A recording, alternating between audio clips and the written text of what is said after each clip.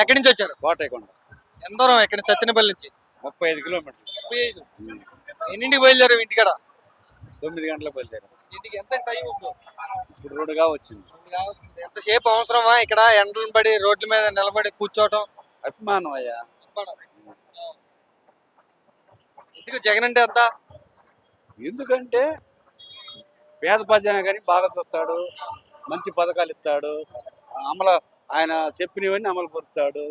అది గతంలో అంటే అధికారంలో ఉన్నాడు, ముఖ్యమంత్రిగా చూద్దామని వచ్చాం అనుకోవచ్చు.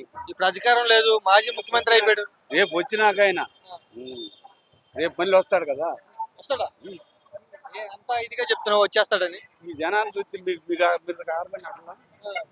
ఏ మామూలుగా వచ్చారా? వీళ్ళంతా డబ్బులు ఇచ్చి వచ్చారా, లేకపోతే వాళ్ళు పోబెడితే వాళ్ళు పోదటానికి వచ్చారా? పోగేస్తున్నారు వైసీపీ వాళ్ళు జగన్ వస్తుంటే అని అంటారండి. పోగేస్తే వస్తున్నారని కొంతమంది విమర్శిస్తున్నారుగా. ఏడ పోగేశాడు? ఇప్పుడు బార్గేట్లు పెట్టి ఆపారు, జనం ఆగారా మరి? లేకపోతే వీళ్ళు ఏమైనా పైనుంచి ఊడిపడ్డారా? అభిమానం ఉంటేనే ఇక్కడ దాకా వచ్చారు. ఎండ అయినా తినకపోయినా. జగన్మోహన్ రెడ్డి ఒక్కడే సింగల్ గా వస్తానని చెప్తున్నారు. వాళ్ళేమో కూటమితో వచ్చి 24 అట్ట ఓడిచ్చాము, అట్టగే రాబోయే 10 సంవత్సరాలు కాదు మేమే గెలుస్తామని చెప్తున్నారు. అంత దూరం నాకు తెలియదులే, నేను రాజకీయ నాయకుడిని కాదు. పరిస్థితులు ఎట్లా ఉన్నాయి ఇప్పుడు జగన్ గురించి? జనాలు ఏమంటున్నారు? మళ్ళీ ఆయన వచ్చేనే మళ్ళీ బాగుంటుంది.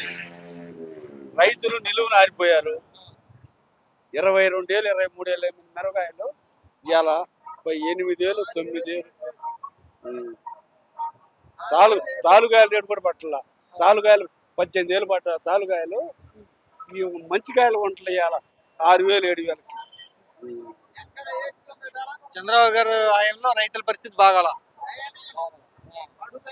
చంద్రబాబు గారితో పాటు పవన్ కళ్యాణ్ గారు కూడా అధికారంలో ఉంటారు. ఆయన ఏమన్నా రైతుల గురించి మాట్లాడతాం కానీ శ్రద్ధ తీసుకోవడం ఏం మాట్లాడలేదు.